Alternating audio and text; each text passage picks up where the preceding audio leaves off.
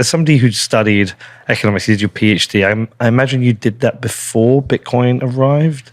Yes, that was before Bitcoin. And when I first heard about Bitcoin was about 2011. My wife told me to buy, which it's usually the other way around, sorry. My wife told me to buy, and I was convinced that the US government would ban it, so I was in that camp. And, they had recently arrested Bernard von Nothaus. I don't know if you remember him. Was that Liberty Reserve? Yeah, Liberty dollars. Yeah. And he had printed it up in silver, and I think he stamped $1 on the front of it. Okay, and so this was a coin that had like maybe $20 silver value, right? In other words, melt value in silver was like $20. But the FBI came in and said, no, there's a counterfeit because you're saying it's $1, but it's not. So, that would make him the worst counterfeiter in the history of the world. But anyway, I saw that kind of, where that was just such a BS prosecution. I thought, okay, there's no way they're going to allow Bitcoin. And I've been completely shocked at their incompetence. I thought they would, go after and, do a... trying to figure out who Satoshi is, this shadowy supercoder who could undermine the entire world economy. But they haven't. They did not get their butts in gear, thankfully. But were you a gold bug first then? Absolutely. Absolutely. Yeah. Okay. And what is your position now? Bitcoin and gold? So I think on a fundamental level, I think Bitcoin is definitely better than gold. It has a couple of advantages. Number one, it is completely independent of the state. Right. The problem with gold is that it's physical. And this is usually why gold bugs say it's so super because it's physical, because that constrains supply. The problem with being physical is that you have to store it somewhere, right? And once you're storing it somewhere, gold's valuable. And so you've got to put walls around it and alligators and laser beams on their heads. And that means that the government is going to know where the gold is, right? It is impossible to store large amounts of gold and not have the government know where it is. And that means that the government can visit you. And government necessarily, or gold necessarily becomes controlled by governments. And I think that's, the answer. One of the challenges of being gold bug is that fiat boys, they ask, well, if gold is so amazing, then how come there's no countries in the world using gold, right? Like, why has fiat won the market competition? You say, no, violence won the market competition. So government seized gold. And so Bitcoin surmounts that fundamental problem, right? You cannot seize private wallets. And then, of course, meanwhile, gold it's not particularly useful in the modern economy, right? Like, how many transactions do you engage in where paper from hand to hand could be involved in it? Almost zero, right? Almost every dollar that you transact, certainly if you're a business, just about every dollar every bit of money you transact is electronic. And so, I think gold has two fundamental flaws. At the same time, if the question is, if fiat collapses, what are people going to turn to? And I think that's a question of timeline simply because Bitcoin, more and more people are learning about it, but it's still probably 10 or 20 years before grandma, feels comfortable using Bitcoin. So like if the system collapsed next year, that I imagine, which it won't, but anyway, I imagine people would go to gold. And a certain percent would go to Bitcoin, but gold would sort of be the standard money. And then gradually, just as today, more and more people would be learning about Bitcoin. And then I think that over time, people would shift from gold to Bitcoin. On the other hand, if the system is not going to collapse for 20 or 30 years, then I think at that point, enough people know about Bitcoin that we just skip gold. We just go directly to Bitcoin, which I do think is a superior form of gold.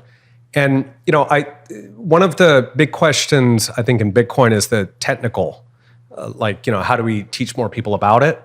And I don't think that's necessarily a part of it. I think, honestly, it's just more about time. Like, if Bitcoin's been around long enough, then people accept it. And I think a good metaphor there is credit cards, right? So, like, grandma uses credit cards. Ask grandma how a credit card works, right? Mm-hmm. No idea. So people don't understand fiat. And in fact, fiat money with the central banks and the fractional reserve and the rehypothecate, it is far more complex than Bitcoin. So there's this kind of meme in Bitcoin that, it's tricky. How are we ever going to get people to understand it? people don't understand fiat, right? They accept it because they see other people doing it, and they don't lose all their money. Like, they used a credit card and it worked, and okay. So I don't even necessarily think that we need to educate that much. I think it's kind of just automatic. Like, as time goes on and people get used to the idea that there's this Bitcoin, the price probably stops fluctuating so much as more people come in. You just get a sort of thicker market. And so, even if we don't do anything whatsoever, if Bitcoin just kind of trundles along little by little, picking up new people, then I think that eventually Bitcoin is going to take over one way or the other. Why do you think there's still a large number of people who are Austrian economists that still don't get Bitcoin? I know. Someone like a Tom Wood. Yeah, I know. Tom Wood, I love his podcast. Yeah. I think it's great. And he will cover Bitcoin. He'll have safety. And I think I've been on. He will have people on to talk about it. But it isn't central to him. Right. And it feels like it is the solution to a lot of the things he talks about. Yeah, and Peter Schiff has sort of a more concentrated version. Yeah. Almost everything he says I love, but Bitcoin. He's clearly a Bitcoiner. Peter Schiff? Yeah. Really? Without saying it. Like, no, he is a Bitcoiner, but he doesn't know it. Yeah, absolutely. Exactly. Right. And, I think that a lot of it is just age. It's the boomers. I think, frankly, it is. I wrote the first pro-Bitcoin article at Mises Institute, and back then, everybody in the Austrian community was hostile to Bitcoin, right? And in fact, when I first wrote it, this was Jeff Deist, who was the president at the time, and all credit to him. So I wanted to write this pro-Bitcoin thing, and he was like, "That's going to be a lift," because he knew there was going to be pushback, and the rest of the board and this. And he was like, "Okay, can you just?" He maybe changed it to cryptocurrencies because he didn't want it to look too self-interested, as if we were like pushing for like one single one. But it was, the whole thing is about Bitcoin. But there's an argument against that. It's if you want to write something about gold, and he pushes you, said, well, you got to write about silver, copper, and everything else. This was like 2013 or 2014, so it wasn't as politicized yet. So we sharpened our knives now then. The knives are a heck of a lot sharper today. Yeah, so I didn't push back because it wasn't really a thing back then. Now, of course, it is a thing. But anyway, but that was like the first pro-Bitcoin, and throughout the article, I'm saying Bitcoin this, that. And essentially the argument in it is that the usefulness of a money does not come from whether it is backed by something physical. The usefulness of a money comes from what you can do with it. And so that's a very marketing-centric perspective, right? Like, what's the value of a pen? It is not the plastic, it's what it allows you to do, right? So it's feature first. So the value for anything derives from the feature. Of course, it's core to Austrian economics, right? The subjective value. And I think that that's also true for Bitcoin. And in fact, I was arguing in that article is that if you're an Austrian economist, then you must evaluate money based on subjective. In other words, what can you do with it, right? So you can transmit over distance, quasi-anonymously, at that time at very low fees. And, this is, it has sovereign resistance, you have controlled supply, and so all of these things are extremely useful.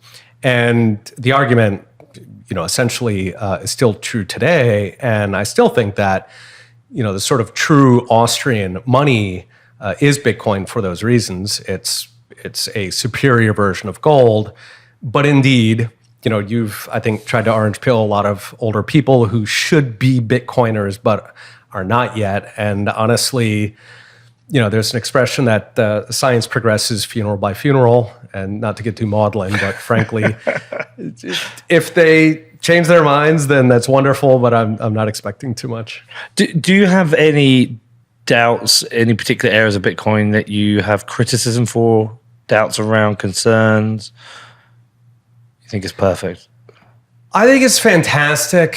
There's the question of usefulness for transactions and whether Lightning Network is all that it could be. And there are various flaws in there. And I do hope that people will keep working on things like Lightning Network, and that maybe we'll even replace it with something better. It would be really nice to have some way to transmit it that didn't have, that was more perfect. But I mean, even just layer one, if Bitcoin's fate is to be sort of a clearance type currency as digital gold, then I still think that is the vast majority of the value in it.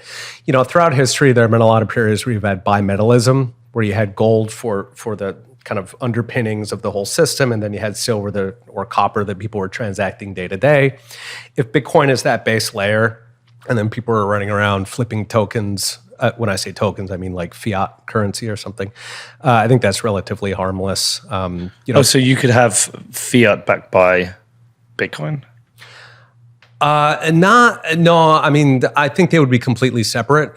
So today, for example, casino chips are a little tricky, but in various contexts, like prisons or candy in Brazil given as change, there are various contexts where people can use really low value tokens for basically trivial transactions, and there you can achieve that for small areas just by controlling the supply and demand. So in other words, what I'm getting at is that sort of the fundamental way that I think money transforms the world is that base layer. And there, I'm not too worried about transaction fees and things like that. I think that Bitcoin can do that.